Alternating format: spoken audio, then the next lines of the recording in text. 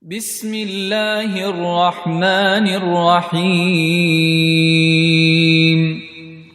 الرحمن الرحيم الحمد لله والصلاة والسلام على رسول الله وعلى آله وصحبه ومن والاه أما بعد فأعوذ بالله من الشيطان الرجيم بسم الله الرحمن الرحيم شهر رمضان الذي أنزل فيه القرآن هدى للناس وبينات من الهدى والفرقان صدق الله العظيم. Alhamdulillah, brothers and sisters, this Mubarak month of Ramadan, Allah subhanahu wa ta'ala, when praising this month and when mentioning this month, what is the highlight of why Allah Azza wa Jal is praising the month of Ramadan? When Allah ta'ala says, شهر رمضان الذي أنزل فيه القرآن. This month of Ramadan, this is the month in which the Quran was revealed. And what is the speciality of this Quran? What is the highlight of this Quran? The highlight of this Quran, Allah subhanahu wa ta'ala says, and this is the greatest gift of Allah to humanity. هُدًى لِلنَّاسِ. It is a guidance for humanity. And this is the greatest gift that anybody could give someone, is guidance. And the Quran is pure guidance from the Creator of the heavens and the earth. هُدًى لِلنَّاسِ وَبَيِّنَاتٍ مِّنَ الْهُدَى وَالْفُرْقَانِ. And it is a clarification of everything. It is a criterion that differentiates between truth and falsehood. It shows you the way. And just imagine this, brothers and sisters, and I've given this example before, but there's no harm in repeating it again, is that imagine if you are lost. And so many people in the life of this world are lost. So many youth, I deal with them. And so many people I deal with them that they just tell me, I'm just lost in life. And wallahi, there's no scarier thing than to be lost. If anybody has been lost without a map, with your phone is dead, you don't have any GPS, and you're lost in somewhere, and it's a foreign land, you don't know the language, that feeling of being lost is the most scariest thing. Imagine that you are in a forest, and you just see trees, north, east, south, west, all around you, and it's about to become sundown, and the sun is going down, and it's about to be dark, and you don't know where you are. And for miles north, you just see trees, and miles south, everything looks the same. And you have no way, you don't know where you are, and you don't know where you're going. This is the most scariest feeling, to be lost. And now imagine that jungle that I'm describing, the life of this world is no different than that jungle. The life that we are living, if you do not have a map, if you do not have guidance, this life can be worse than that jungle, because we fall into so many pitfalls. We make so many mistakes. We hurt so many people. We hurt ourselves in the process. And this very precious commodity that Allah has given us, which is our life, this asset, which is the greatest thing, is the minutes and the hours and the days and the weeks of our lives, which is the most precious thing Allah gave us. We waste it away. Why? Because we're lost. We don't know where we're going. We don't know where we're from. And we don't know what this is all about. And that is why, brothers and sisters, imagine that person who is in that forest, somebody comes, the park ranger comes, and he gives them a map. And then he says, not only will I give you a map, all you need to do is just follow me, and I'll take you. It's just that the road is just right here. Imagine the happiness that person would feel. That is salvation. And being lost is the definite destruction of that person. And having guidance in that forest and in that jungle, having guidance is his salvation. And being lost is his destruction. So understand this, brothers and sisters, that the greatest bounty and the greatest gift that Allah has given to humanity is هُدًى لِلنَّاسِ, guidance. And what is the Quran? From Fatiha to Nas, it is guidance. It guides us in our personal life, it guides us in our private life, it guides us in our public life, it guides us in our family life. And whoever goes off of this Quran, they become just like that person who was lost in that jungle.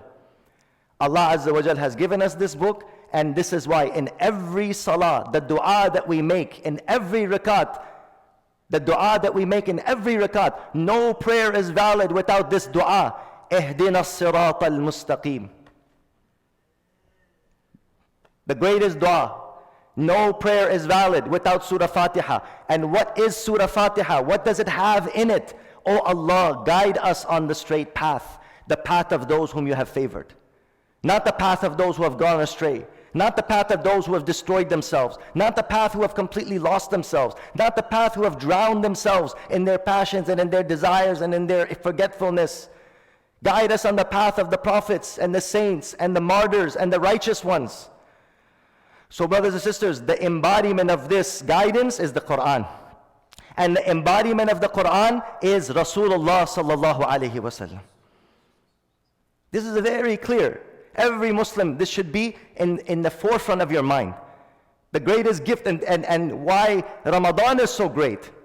Ramadan is great because the Quran was revealed in this month. Why is the Quran great? Because it is the greatest gift to humanity. What is the greatest gift to humanity? Is guidance. And what is the worst thing? To leave humanity, and this is what the misguided people in the world, they think, like, we're left like cavemen to figure things out on our own. You can see that narrative, where that's getting humanity. Where that's getting them. How far have they gotten now? Totally confused. They don't know, are they a man or a woman?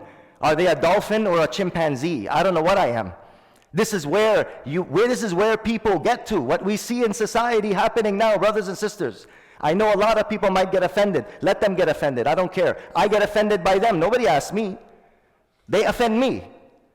I'm offended by your nonsense. Do you care? So I don't care if I'm offending you. You don't care if you're offending me. I'm offended. I'm offended by that. So, but this is something very important for us to understand, is we see where humanity is going when they don't have revelation. Complete confusion. I don't even want to open up that can of worms, but we see exactly that what insanity, what craziness that society is going into when people have abandoned revelation, when people have abandoned guidance. And guidance is embodied in the lives of the messengers.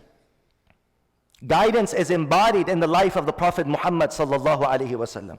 Allah Azza wa Jalla says about the Prophet, وَإِنَّكَ لَتَهْدِي إِلَى صِرَاطٍ مُسْتَقِيمٍ صِرَاطِ اللَّهِ.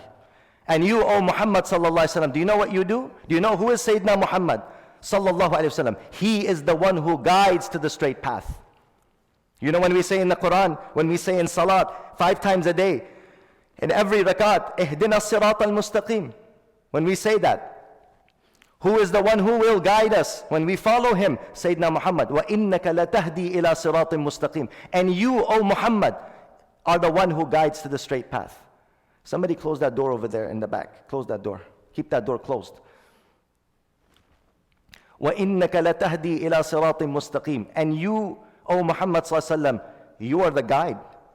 Just like we explained that park ranger. The Quran is the map, and the prophets are the guides. And he guides to the path of Allah. So with that being said, brothers and sisters, I have a compilation. This compilation is Prophetic Principles for Life. When I was in high school, I was in 12th grade, I was thinking to myself, I wish there was a book. I wish there was a book that just told you all the important things that you need to know for life. So I came and I asked somebody, is there like a book that has all the answers, all the principles for life, like numbered? I was thinking about a book like that. So then somebody told me, yeah, there is. I said, what is that? He said, that's the Quran. So then I said, that's too intimidating for me. I wish it was just much easier, that it could just number it out. So I was, after many years, this is many years of thinking and reflecting and contemplating, I compiled a small book. Inshallah, that book is in print. It's going to be, inshallah, published. And in the middle of Ramadan or sometime you will have it, and I want to distribute it. But in the meantime, I'm going to read it from the file here. But I wanted to tell everybody, I put something together, inshallah, from the teachings of the Prophet, from the guidance of the Prophet sallallahu alaihi wasallam, Prophetic Principles for Life. This is the title of it.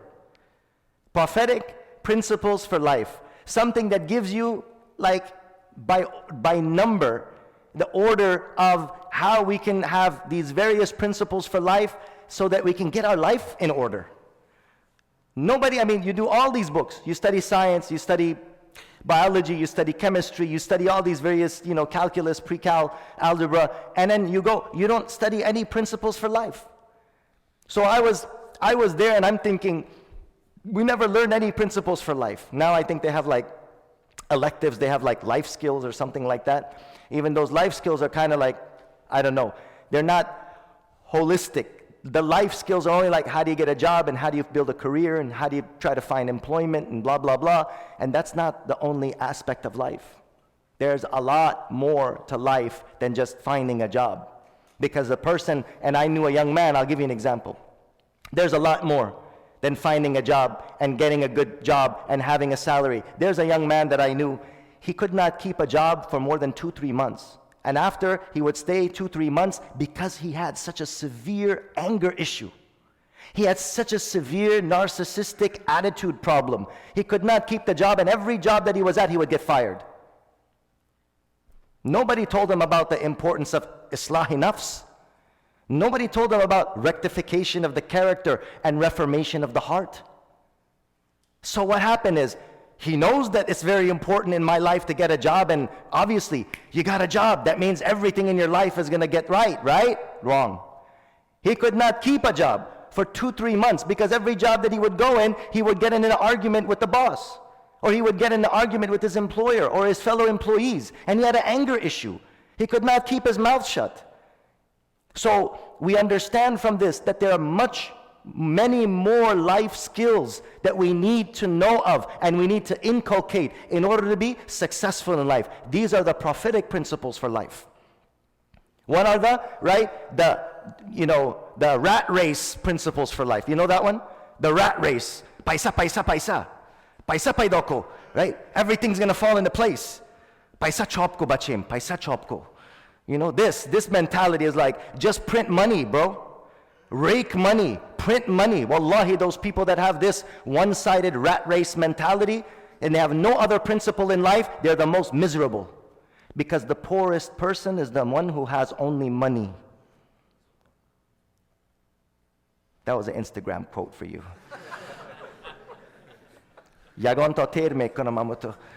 You might think it's from me, but actually, the poorest guy is the one who, has nothing else but money. No character, no akhlaq, no deen, no principle, no righteousness, no generosity, no compassion, no empathy, just money. And imagine, that's the most destructive and the most dangerous person, is the person who only has money. No akhlaq, no ambition, no desire, no empathy, no compassion, no concern for humanity. That, my friend, is the most dangerous human being because they have no principles. May Allah protect us. So with that being said, what are the prophetic principles? So this book is divided into 4 parts, 40 hadith. 10, 10, 10, 10. 4 parts, 10 hadith each. The first one, our lives consist of actual 4 categories.